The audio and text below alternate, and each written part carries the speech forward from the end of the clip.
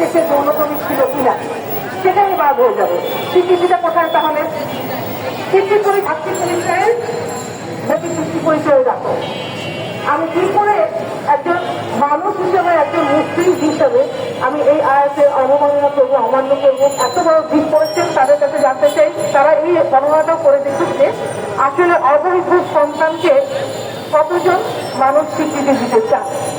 আমি যদি অবৈধ সন্তানকে স্বীকৃতি দিই তাহলে কি যৌনকর্মটাও আমার স্বীকৃতি দেওয়া হয়ে যাবে। যৌনকর্ম স্বীকৃতি দেওয়া হলে আমার সন্তানকে আমি যৌনপল্লী থেকে ফেলে দিলাম, এটাও স্বীকৃত হয়ে গেল।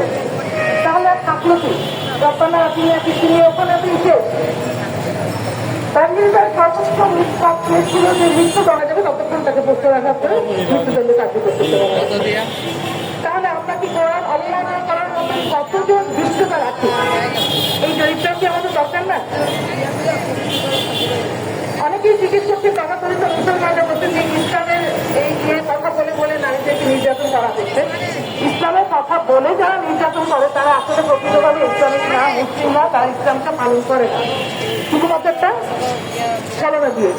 আমি যদি এখন রাস্তায় বেরোই, আমি জানি না, আমাদের তো সবার গাড়ি নেই, আমাদেরকে অনেক সময় বেশিরভাগ সময় পাবলিক ট্রান্সপোর্ট